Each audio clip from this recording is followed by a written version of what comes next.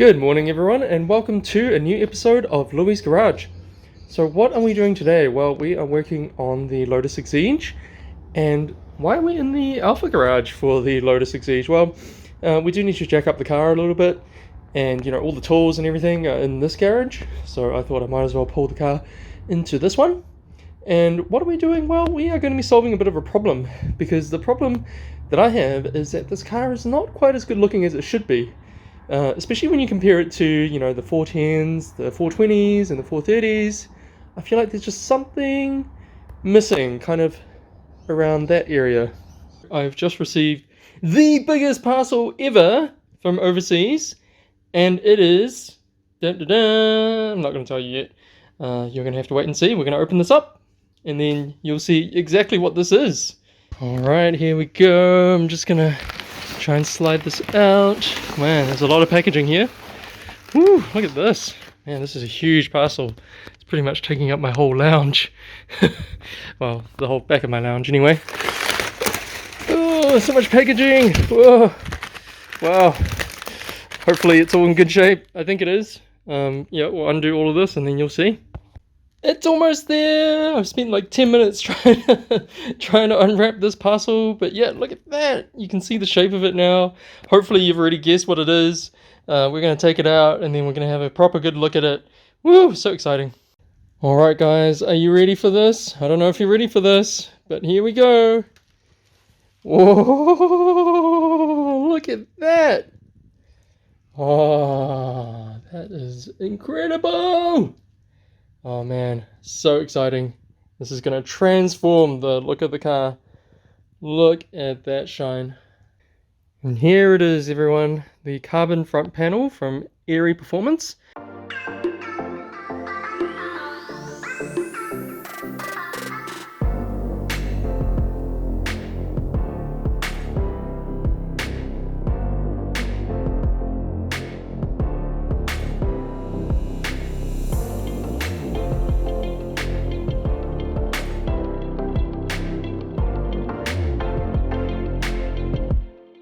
Alright, let's get started. So we're going to be jacking up the car. We're going to be using the side jack here, side jacking point, and we've been taking the wheels off. We have to take the wheel arch off.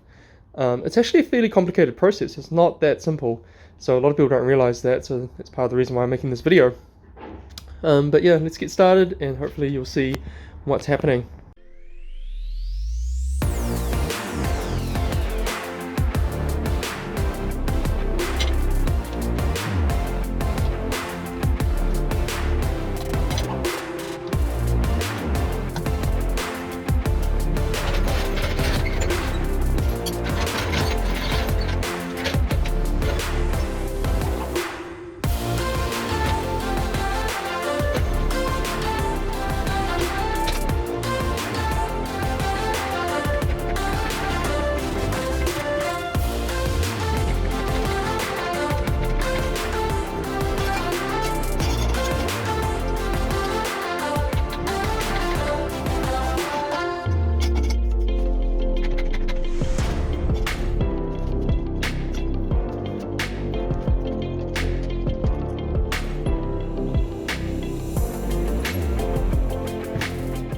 Alright everyone, so it is pretty much the same procedure as the procedure that I showed you before with the LED headlight bulbs.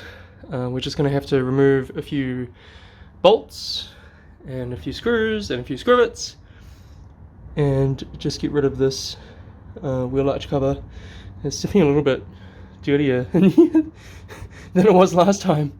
I've been driving the car quite a bit actually, and it's surprising how quickly it gets a bit dirty in here, but that's alright. That's what these are made for. It's supposed to be driven, so that's all good.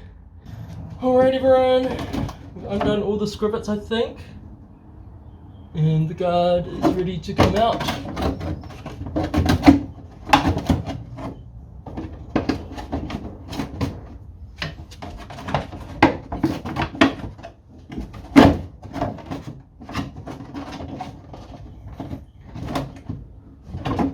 Oh no, sorry, one more.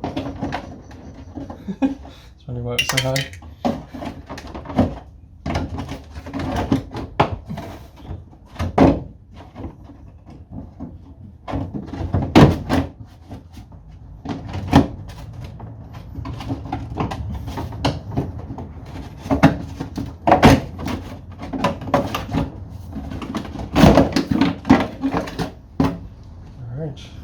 Awesome, there we go. I think I'm going to have to take the front panel off now, and then we'll be able to see what's going on. Alright, here we are, we've got the front panel off, and as you can see, we can probably remove this front piece fairly easily because they're just Torx screws. But then these side pieces, yeah, we need to figure out how to remove those. So let's just do the front piece for now, because that'll probably help us get a bit more visibility. And my camera's really struggling actually with the white balance, because it's just going, oh, everything's so orange. Must make the camera more blue. Let's try and get rid of these, see what's underneath. Alright, I'm going to undo all of these, and then we'll have a look. Alright, so we're just under the wheel arch, and then as you can see there's just these 4 screws that you need to undo the little side trim. I'm not really sure how I'm going to reach some of those, but yep, let's give it a try. Alright, just removing the 3rd one now. It's quite hard to reach some of these actually. Maybe the other side's better. Let's get rid of these screws. Wow, that little screw in the corner is such a mission. I had to get like a really extra long screwdriver just to be able to get to it and start turning it. Yeah, you have to like work your way through these AC lines. Careful not to put too much pressure on those either. But yeah, you can just slowly work away at getting the screw undone. I'm probably wrecking the screw, but you know, it's a pretty cheap thing really. So yeah, just be patient, I guess. Alright everyone, yeah, we've got both sides off now. As I suspected, this other side was a little bit easier. It's just got this, I think it's some sort of oil line or coolant line running along. But you'll be able to get your screwdriver under there no problem. So that was not too difficult. And now this is what the car looks like without any of the front panel trim. So now we are ready to transfer some of the fittings across from the old panel to the new panel. And then we'll be able to test fit it and make sure it's all good to go. Alright everyone, so here we have the new front panel from Aerie Performance. I'll show you some photos and stuff as well. And the first step to do is actually to put these pins in, which go into the very front of the clam. And what you might have to do is actually bend one of these pins because it may be at a slightly wrong angle. Now luckily for me, this is a second-hand item, so someone's already done that and it actually fits okay. So I'm just going to leave it as is. But yeah, you might have to bend the pin just a little bit. Don't do it on the actual front panel. You know, don't try and like hammer it or whatever. Probably best to do it in a vise or, you know, do it somewhere else. Otherwise you might damage your front panel. And then the next step is to grab all these fittings from the original front panel. So here we've got the side pins to line up the panel, and then we've also got the center pin to lock the panel in place. So yeah, make sure you transfer those over before you try and fit the new panel on. Right, so another bit of a sit rep, just put in the center pin, and that was fine, absolutely no problem.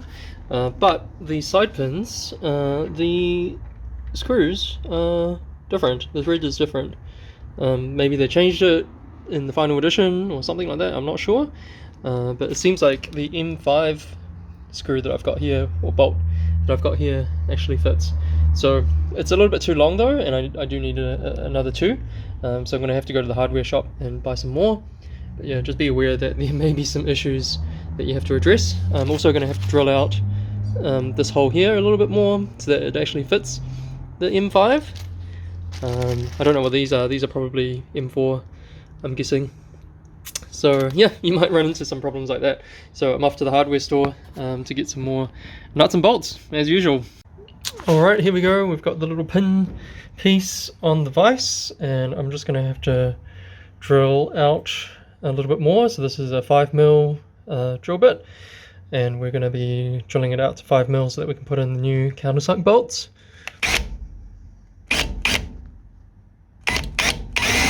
Okay, might need both hands for that. Alright.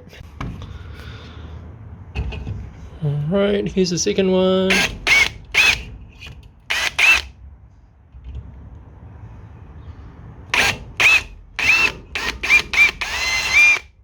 There we go, and that should fit the M5 countersunk bolt now, hopefully. Alright everyone, after transferring all the fittings and getting the pins to line up at the front, this is what you're going to end up with. So you're going to have those pins on the side. As you can see, there's one over there that have to line up with a little black socket or a little black rubber groove there. So you got to make sure those line up. And basically, the center latch should also line up and fall into the locking mechanism as well. And then all you have to do is push down here gently, and then push on the other side, and that should be locked into place.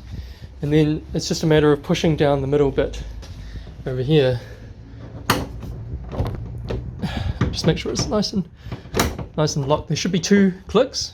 So one click is just to make sure it's in the right position, and then the second click is to lock it. Awesome, and there you have it. I'm just going to clean this up a little bit and then we'll have one final look. Alright everyone, this is it. This is all finished now. Check it out. Wow, it just makes the car look so much more aggressive. I'm going to take some proper photos soon so you can see it properly. Yeah, it's just so nice. I have to say, Aerie Performance, your parts are really good actually. Look at this, it's a really nice quality part, and this is second hand as well. All of these lines down here are actually really good. These gaps are pretty consistent, so it's actually quite nice. It's just over here where it's got a little bit of a bigger gap on this side than the other, but I'm pretty sure if I adjusted the little rubber grommet, the positioning of that, I should be able to get it lining up perfectly. I may do that in the future, not sure. But at the moment, let's just bask in the glory of this new front panel. Man, this is insane. I'm actually thinking about doing a PPF on it as well, because as you might notice, there is quite a big, quite a big lip section here, which probably helps to protect the windscreen, but it probably will get a little bit dinged, especially in New Zealand roads, where we have quite a lot of gravel. But yeah, I'm super happy with this. I mean, look at this. It's just incredible. It's making the whole car look so much more expensive as well. Makes it look so much more special. So yeah, I'm super stoked about this. But yeah, thanks for joining. That was the carbon front panel install. A little bit more involved than you might think. But yeah, it's not too difficult to do in your own garage. And thanks for watching. I will see you next time when we have more carbon. Yeah, there's more carbon coming.